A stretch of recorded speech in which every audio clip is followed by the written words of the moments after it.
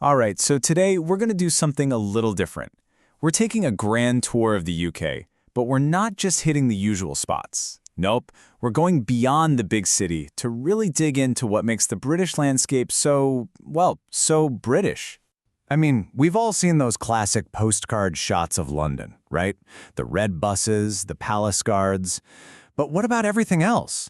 You see, the UK is just crisscrossed with this amazing web of public footpaths and huge protected areas that are just begging to be explored. And that's really the heart of our journey today. Whether you're into walking, mountain biking, or just, finding an incredible view and soaking it all in, the whole country is kind of set up for it.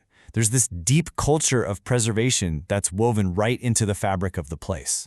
And this isn't just some nice idea. It's a real national commitment. Get this. Across England, Wales, and Scotland, there are a whopping 15 designated national parks. 15! That's a massive amount of protected land where nature is just kept safe for all of us to enjoy. Okay, I know what you might be thinking. You promised a tour beyond the big city, so why are we starting in London? Fair question. But, to really understand the whole picture, you've got to start at its heart. And trust me, even here, there are a few surprises up its sleeve. Let's kick things off with a classic.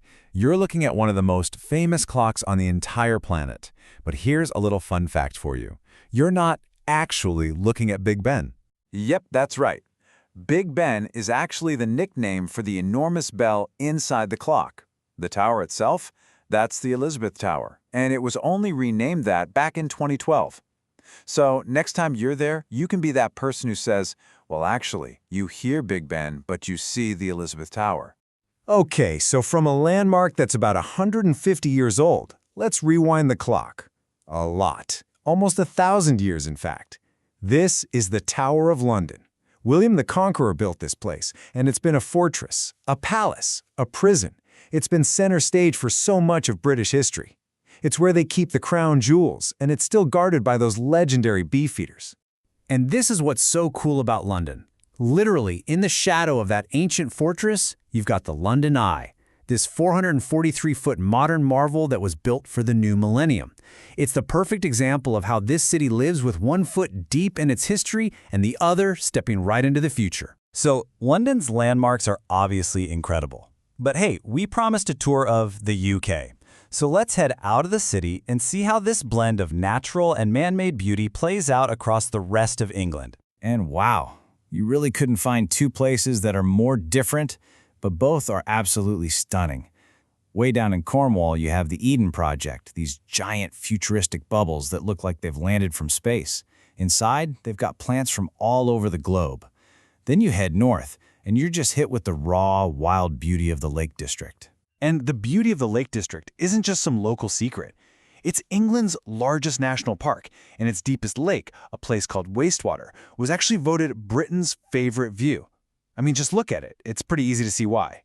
All right, time to push on. We're venturing beyond England's borders now and into the Celtic nations, where, believe me, the landscapes get even more dramatic and the history is just as deep. Now, what's really wild here is the sheer scale we're dealing with. Just look at this comparison. We were just talking about the Lake District, and it's huge, right? But check it out. Snowdonia in Wales and Loch Lomond in Scotland are right up there with it. These aren't just little patches of green, they are absolutely colossal areas of protected wilderness. And each of these nations brings something totally unique to the table. In Wales, you've got the rugged peaks of Snowdonia, a total paradise for hikers. Head north to Scotland, you can get lost in the incredible scenery around Loch Lomond, Britain's biggest freshwater lake, or just stand in awe of Edinburgh Castle on its volcanic rock. Then, hop across the water to Northern Ireland, and you find the Giant's Causeway, this incredible natural wonder made of volcanic columns that formed 50 million years ago.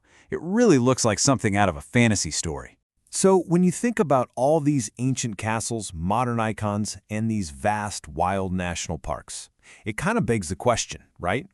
Who on earth looks after all of this stuff and makes sure it stays open for all of us? Well, a huge piece of that puzzle is an organization called the National Trust, and this timeline here is just amazing. It all started back in 1895 with just 3 visionary volunteers. And today, that tiny group has exploded into a force of over 61,000 helpers, all working to protect these incredible places for everyone. And it's really a massive team effort. You've got the National Trust, which covers most of the UK, then a separate National Trust for Scotland, and you also have government groups like Historic Scotland.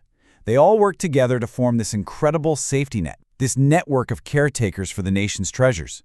So, as we start to wind down our grand tour, let's just take a second to pull all these different threads together and think about what we've actually seen. I mean, just think about the trip we've been on. We went from 50-million-year-old volcanic rocks to a 1,000-year-old fortress, all the way to a giant Ferris wheel built for the year 2000. The sheer range of history, nature, and just pure human imagination packed into this one small part of the world, it's pretty breathtaking. And that really brings us to the big question, doesn't it? After seeing all this, what do you think really makes a place special? Is it just how old it is, or its jaw-dropping natural beauty? Or maybe it's the human stories that are baked into it. That's definitely something to chew on. Thanks for joining me on this little tour.